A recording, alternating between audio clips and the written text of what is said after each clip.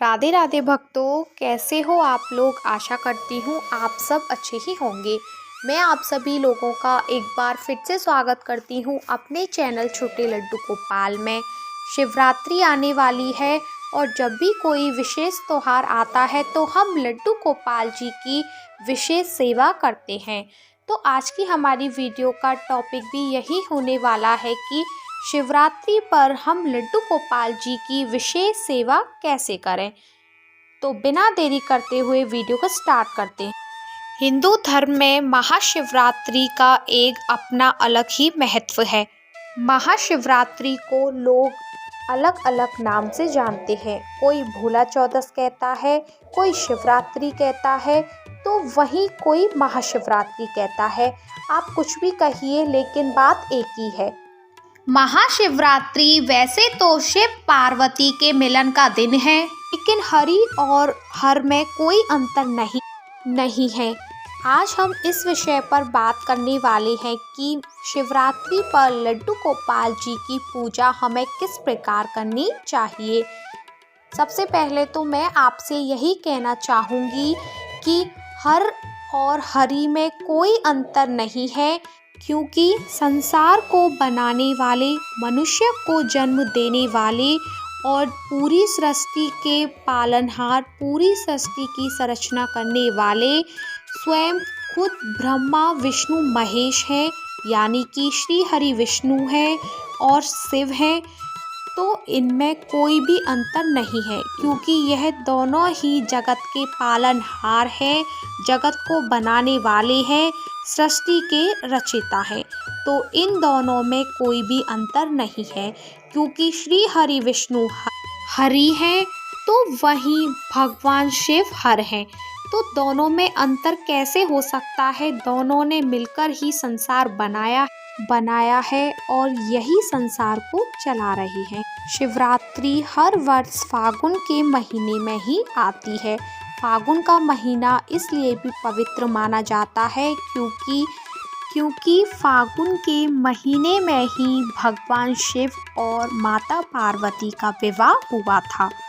अब हम इस विषय पर बात करते हैं कि शिवरात्रि वाले दिन हमें ठाकुर जी को किस प्रकार सेवा देनी चाहिए, क्योंकि जब भी कोई विशेष त्यौहार होता है तो हम ठाकुर जी की विशेष सेवा करते हैं।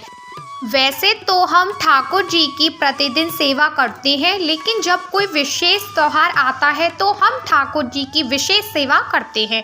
तो बिना देरी करते हुए वीडियो में आगे बढ़ते हैं। हम प्रतिदिन जिस पात्र में ठाकुर जी को स्नान कराते हैं वह पात्र हमें लेना है।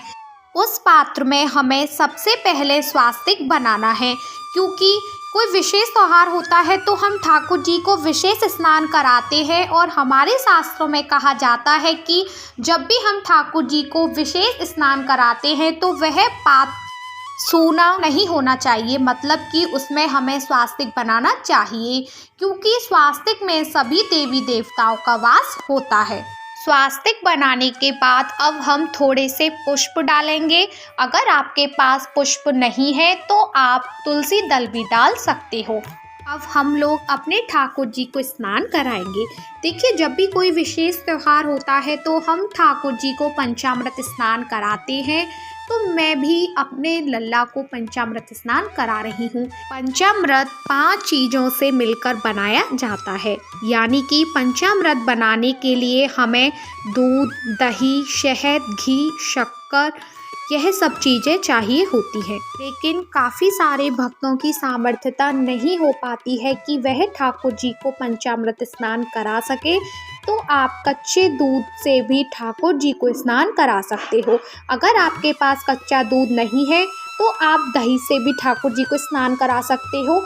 और अगर आपके पास दही भी नहीं है, कच्चा दूध भी नहीं है, तो आप ठाकुर जी को गंगा जल से भी स्नान करा सकते हो, क्योंकि गंगा जल भी पंचामृत के समान ही होता है। तो आप इन चीज़ों में से किसी से भी ठाकुर जी को स्नान करा सकते हो, क्योंकि हमारे ठाकुर जी भक्त की भक्ति देखते हैं और भक्त का भाव देखते हैं। ठाकुर जी को स्नान कराने के बाद आप उन्हें किसी भी सॉफ्ट टॉवल से या जिस कपड़े से आप ठाकुर जी को रोजाना पोंछते हैं उससे अच्छी तरह से पोंछ लीजिए। उसके बाद ठाकुर जी का श्रृंगार करिए।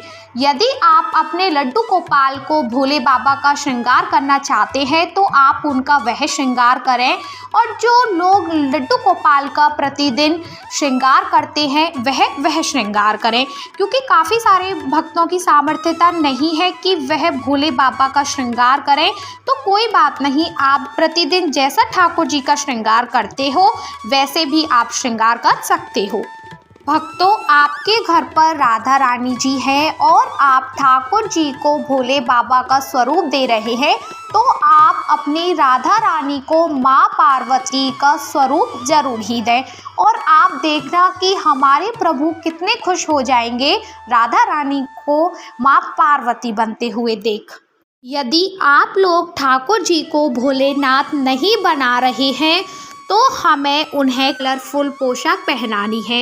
यदि आपके पास कलरफुल पोशाक नहीं है तो आप किसी भी कलर की ठाकुर जी को पोशाक पहना सकते हो। प्रभु का पूरा श्रृंगार हो जाए तो उन्हें हमें दर्पण अवश्य ही दिखाना चाहिए, क्योंकि आखिर उन्हें भी तो पता चले कि उनके भक्त ने उनको कितना अच्छा तैयार किया है। दर्पण दिखाने के बाद अब मैं ठाकुर जी को गुलाल लगाऊंगी, क्योंकि मैं प्रतिदिन ठाकुर जी के गुलाल लगाती हूँ। हमें 40 दिनों तक रोजाना प्रभु के गुलाल लगाना है। गुलाल लगाने के बाद हम ठाकुर जी की आरती करेंगे, क्योंकि आरती हमारी पूजा की साक्षी होती है। अब हम लोग यह भी जान लेते हैं कि 2024 में शिवरात्रि कब है। तो मैं आपको बता देती हूँ, 2024 में महाशिवरात्रि 8 मार्च दिन शुक्रवार है। वैसे तो आप लोगों को पता ही होगा कि महाशिवरात्रि पर व्रत भी रखा जाता है। महाशिवरात्रि पर बेर का अधिक महत्व होता है। महाशिवरात्रि वाले दिन महादेव पर बेर भी चढ़ाए जाते हैं। शिवरात्रि पर बेर का अधिक महत्व होता है और भोले बाबा पर चढ़ाने का भी अधिक महत्व होता है। तो हम ठाकुर जी का भोग बेर का ही लगाएंगे, क्योंकि कहा जाता है कि शिवरात्रि वाले दिन बेर खाने का अधिक महत्व होता है। मैंने अपने लड्डू गोपाल जी को भी बेर का भोग लगाया है, क्योंकि शिवरात्रि पर जिसका अधिक महत्व होता है वो है बेर। काफ़ी सारे भक्तों के मन में यह प्रश्न होता है कि शिवरात्रि क्यों मनाई जाती है। तो मेरे प्यारे भक्तों, शिवरात्रि इसलिए मनाई जाती है क्योंकि शिवरात्रि वाले दिन भगवान शिव और माता पार्वती का विवाह हुआ था।